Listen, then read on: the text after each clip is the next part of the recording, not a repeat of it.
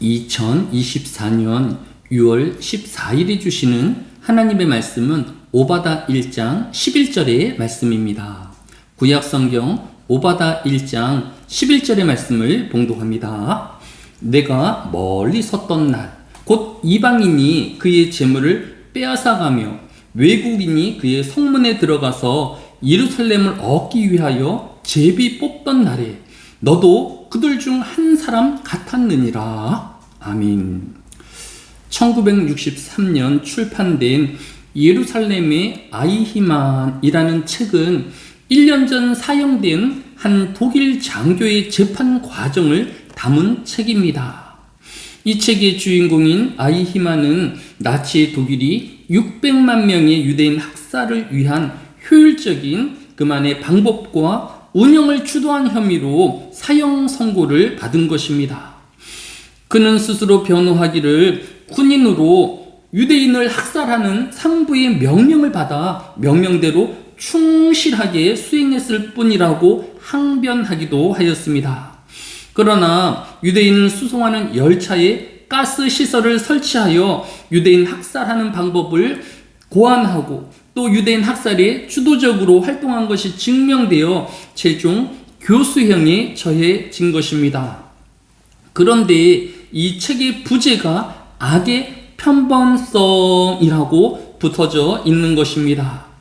이처럼 600만 명을 학살한 인류 최대의 범죄가 너무도 평범한 사람이 오직 자신의 일의 효율성을 위한 말과 행동의 결과라는 것이 많은 사람들에게 충격을 주고 있는 것입니다. 악의 평범성, 모든 사람이 죄의 큰 도구가 되어질 수 있음을 우리에게 일깨워 주고 있는 것입니다. 그래서 성도는 자신에게 주어진 시간과 또 삶을 최선을 다해서 살았다라는 것이 결코 그 죄의 면죄부가 되어질 수 없음을 알아야 할 것입니다. 오늘 본문의 배경이 되어지는 에돔이 그러하였습니다. 당시 최강의 제국인 바벨론이 예루살렘을 침략하였을 때에 에돔은 형제의 나라인 이스라엘과 연합하지 않고 강자인 바벨론과 동맹하였던 것입니다. 어떻게 보면 전쟁에서 질 것이 뻔한 작은 이스라엘보다는 최강의 제국인 바벨론과 연합하는 것이 그들의 이익과 마다 떨어졌다고 할 수 있을 것입니다. 그러나 하나님은 오늘 본문인 오바다 1장 11절에서 내가 멀리 섰던 날 곧 이방인이 그의 재물을 빼앗아가며 외국인이 그의 성문에 들어가서 예루살렘을 얻기 위하여 제비 뽑던 날에 너도 그들 중 한 사람 같았느니라 라고 이스라엘 편이 아닌 이방인이며 외국인인 바벨론과 연합한 에돔을 꾸짖고 있으신 것입니다. 성도는 세상에 흘러가는 대로 또 나에게 당장 도움이 되어지는 이익이 있는 것만으로 세상을 살아가서는 안 되는 것입니다. 오늘의 세상은 악의 평범성, 즉 모든 세대에 널리 일반화되어져 있는 죄와 허물로 가득한 세상이기 때문입니다. 그래서 베드로전서 5장 8절은 근신하라, 깨어라, 너희 대적 마귀가 우는 사자같이 두루 다니며 삼킬 자를 찾나니 라고 경고하고 있는 것입니다. 오늘도 사단은 성도들을 흔들며 또 죄로 유혹하기 위하여 세상을 두루 다니며 마음을 빼앗기 위하여 그들의 최선을 다할 것입니다.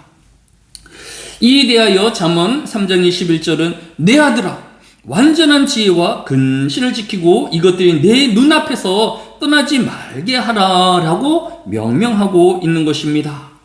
오늘 하루도 악의 평범성에 끌려 살기보다는 믿음으로 살아내야 하는 것입니다. 또 성도는 말씀으로 살아내야 하는 것입니다. 오늘 하루도 하나님의 영광과 또 이웃을 위한 복음 전파와 선한 삶으로 살아내는 이 하루 되어지시기를 예수님의 이름으로 축복합니다. 사랑이 많으신 아버지 하나님, 오늘 하루도 나름의 최선을 다하였다고 이럴 수밖에 없었다라는 자기 병명의 하루가 되어지지 아니하게 하여 주시기로 합니다. 그러함에도 불구하고 하나님을 위하여, 이웃을 위하여 말씀대로 살려 애쓰는 이 하루가 되어지게 하여 주시기로 합니다. 물결이 흘려 내려가는 대로 끌려가는 인생이 아닌 믿음으로 세상을 거스르며 오직 하나님께 나아가는 주의 백성들이 되어지게 하여 주옵소서. 넓은 길을 마다하게 하여 주시고 좁은 길을 걷게 하여 주시며 주어진 사명의 십자가의 길을 걸어가는 주의 백성들 되어지게 하여 주시기로 합니다. 고단함이 있습니다. 여러 힘듦과 어려움이 있습니다.